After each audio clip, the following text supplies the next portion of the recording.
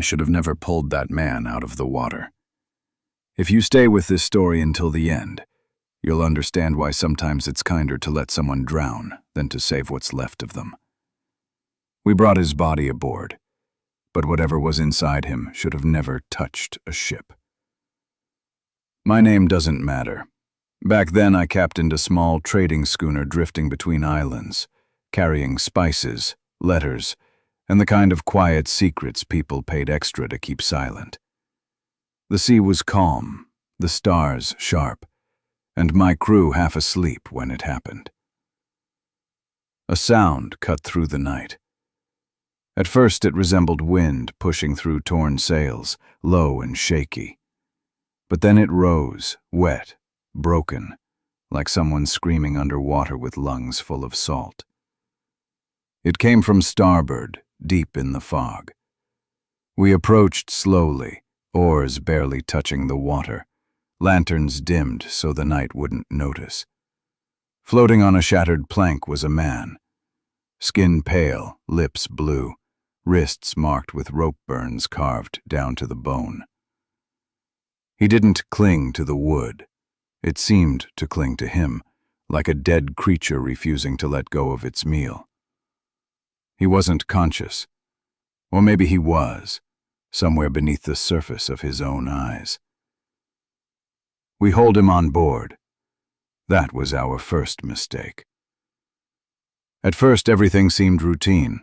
Blankets, rum, attempts to restart his breath. Except he didn't cough like drowning men do. He didn't spit water. His chest rose in sharp, unnatural jerks, like something inside him was pushing from the wrong direction. The crew stayed away from his cot. They whispered. Sailors always whisper when death is too quiet. By midnight, the ship changed. It began with a smell. Brine, iron, and something else, something raw and animal. It seeped from the sickbay, crawling through floorboards. The lanterns dimmed no matter how much oil we fed them, and the wood began to sweat as if the ship itself had a fever. I went to check on the man.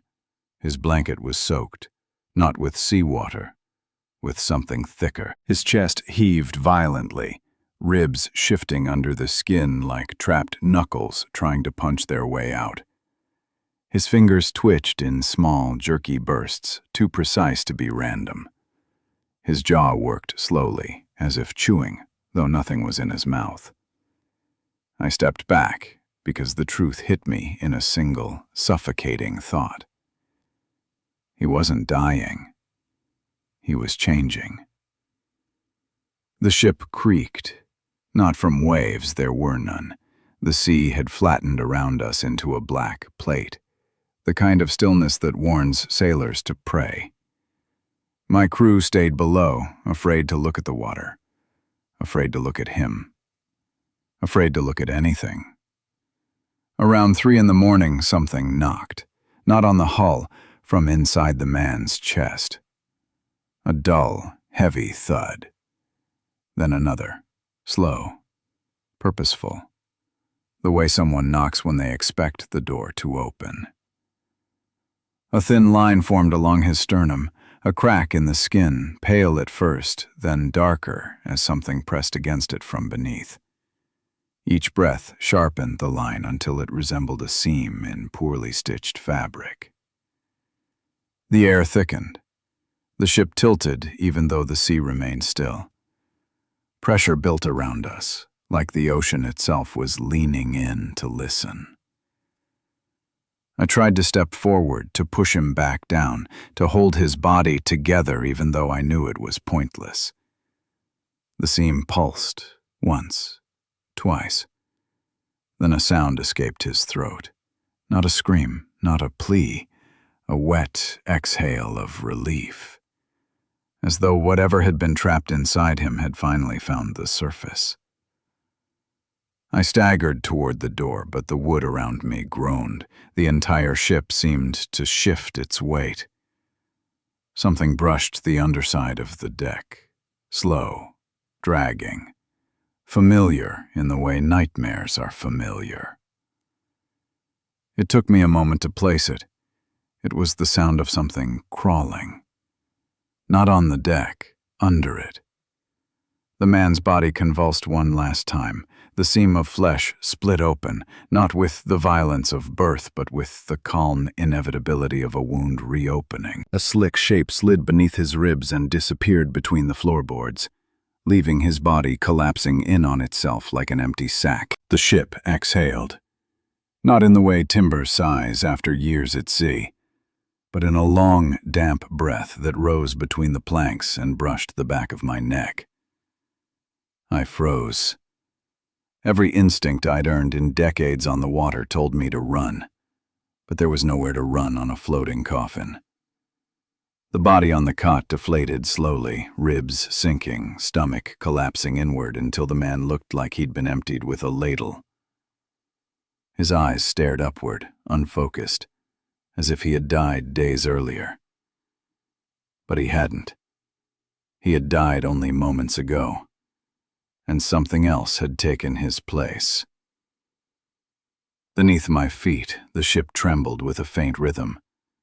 Not the roll of waves, not the creak of wood.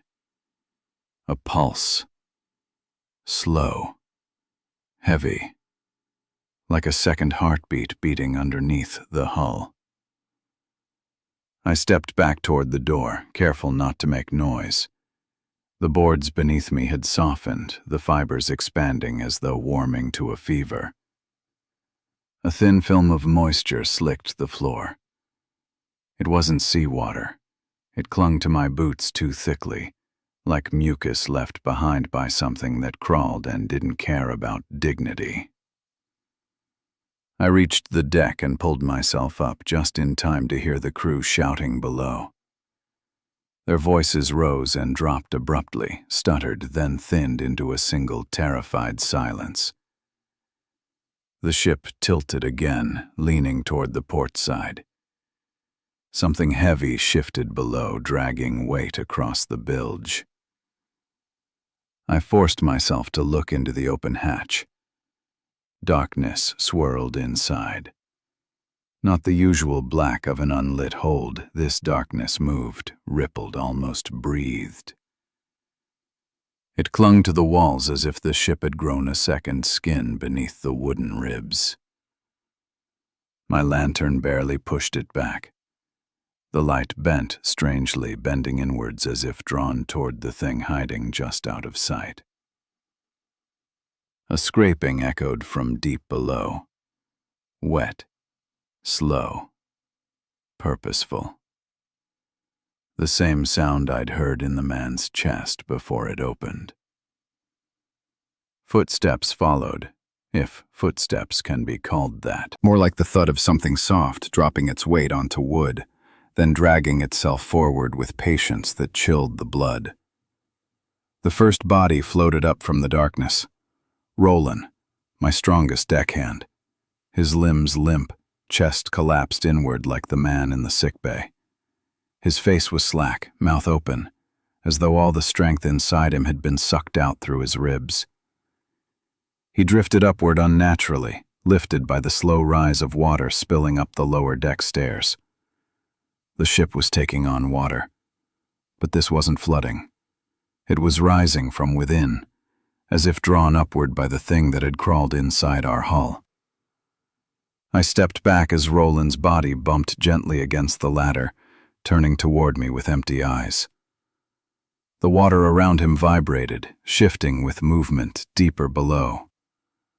Something massive slid along the underside of the hold, scraping, searching. Then the heartbeat returned, stronger now, echoing through the entire ship. The planks bulged upward between the nails, breathing with each pulse.